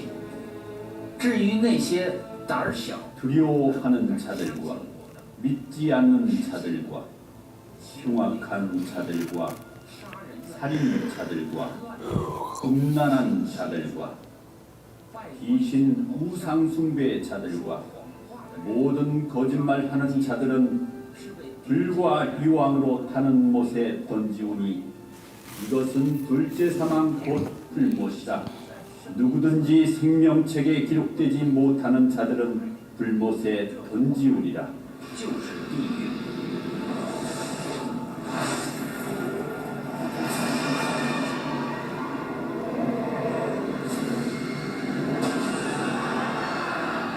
地狱就是 그 몸과 영혼이 밤낮 힘을 얻지 못하고 거기서 슬피 울며 이를 갈고 영원히 고통 가운데 있으리라. 咬着他们的蛀虫，永远不死；焚烧他们的火焰，永远不息。 Oui. Pourquoi? La Bible dit, Romains 6, 23, le salaire du péché, c'est la mort. Et quand on parle ici, on parle de la mort éternelle. Il vaudrait mieux ne pas y arriver. Il vaudrait mieux ne pas passer par là. C'est pour ça qu'il faut bien qu'on soit clair aujourd'hui. Le problème se résume en une seule chose. Tu as les péchés passés, tu as les péchés présents, tu as les péchés futurs. Appelons-les tous les fruits du péché. Tu as tous ces péchés qui sont plus nombreux que les cheveux de ta tête, que tu ne peux pas compter et que tu ne les connais même pas tous parce que tu les as commis depuis la conception jusqu'aujourd'hui et tu vas continuer de les commettre jusqu'à ta mort. Tous ces péchés sont ta propriété. Et en plus de ça, tu es mort spirituellement. La seule question et les bonnes questions que tu dois te poser, au lieu de commencer à discuter sur la religion, au lieu de commencer à discuter, je vais dans mon église, sur les pasteurs, sur les congrégations, pose-toi la question. Comment est-ce que j'ai fait pour enlever tous mes péchés? Proverbe 20, verset 9, tu vas le lire. Qui dira, je suis pur de mon péché? J'ai purifié mon cœur de tous mes péchés. Qui dira? Si tu dis, tu l'as fait comment? En fait, si tu ne peux pas savoir comment tu l'as fait, ça veut donc dire qu'il faut être honnête. Jusqu'à présent, tu es en route pour l'enfer. Quelle que soit l'église que tu participes, quelle que soit l'église que tu fréquentes, quel que soit le temps que tu as mis, même si ça fait 40 ans, même si ça fait 50 ans. J'ai été parfois étonné. Vous parlez à quelqu'un de son état de péché, il vous dit que ça fait 50 ans qu'il lit la Bible et qu'il est pasteur. Dieu n'en a que foutre avec tout ça. l'enfer ne respecte ni les titres. Vous soyez apôtre, évêque, archevêque, Dieu n'en a que foutre. Que votre église soit grande et que vous soyez le leader, Dieu n'en a que foutre avec tout ça. Tout ce que Dieu veut. S'il voit un péché dans votre vie, si vous vous pointez devant lui, vous avez un péché dans votre vie, il a dit le salaire du péché. Il prend ce péché, il jette en enfer. Donc ce péché vous entraîne en enfer. C'est aussi sérieux, comme vous pouvez le comprendre. Un péché, il vous envoie en enfer. Mesdames et messieurs, j'en appelle à notre honnêteté personnelle pour regarder ces paroles avec acuité. D'ailleurs, que votre esprit, votre conscience vous rend témoignage. La crainte, ce n'est pas dans l'amour, mais l'amour parfait bannit la crainte. Car la crainte suppose un châtiment. Et celui qui craint n'est pas parfait dans l'amour. Si après m'avoir écouté, votre cœur bat, ou vous vous sentez énervé vis-à-vis de moi, ou énervé vis-à-vis de quelqu'un, c'est la preuve même que vous allez en enfer, puisque je ne serai pas moi qui vous parle, je ne vous ai lu que les versets bibliques. Alors si vous êtes énervé contre moi, si vous vous sentez énervé contre moi, ça veut dire que vous n'êtes pas en paix. Parce que si vous étiez en paix, et si vous approuviez la parole de Dieu, vous me donneriez votre main d'association. Mais si vous êtes énervé, et généralement, c'est ceux qui se disent serviteurs de Dieu qui sont énervés. Donc si vous êtes énervé, c'est même la preuve que vous allez en enfer. Si votre cœur bat, c'est encore la preuve que vous allez en enfer. Si vous sentez mal à l'aise, c'est la preuve que vous allez en enfer. Tout ça là, votre cœur, votre corps est en train de vous témoigner en ce moment, là où vous allez finir. C'est pas moi, mais c'est la parole. Parce que ici, c'est la vraie parole de Dieu. Alors, si tel est le cas, mesdames et messieurs, je vous invite à assister à notre dernière session. Allez écouter notre dernière session. Et nous verrons ce que Dieu peut faire. Merci de m'avoir écouté. Excusez-moi pour le temps, mais cela est nécessaire parce que nous sommes quand même morts spirituellement depuis longtemps. Et il faut briser le cercueil pour aller nous montrer notre état à l'intérieur. Merci de m'avoir écouté. Et si vous permettez, nous allons prier. Notre Dieu et notre Père, nous te sommes infiniment reconnaissants pour ton amour. Merci pour cette grâce immense que tu nous accordes aujourd'hui, d'être jugés par ta parole au lieu d'attendre notre mort pour enfin être jugés. Nous serions restés vivants, ne sachant pas que ta parole nous condamnait de cette manière, et nous serions surpris après notre mort. Comme nous le disons, nul n'est censé ignorer la loi. Nous aussi, nous étions ignorants de toutes ces choses. Merci de nous en avoir parlé et de prendre conscience aujourd'hui de notre état. Seigneur, nous voulons prier que tous ceux qui m'ont écouté, que personne ne meure avant d'avoir écouté la prochaine session. Et continue de les garder et donner de l'oreille pour entendre et un cœur pour comprendre la dernière session. Merci grandement au nom puissant de Jésus-Christ. Amen.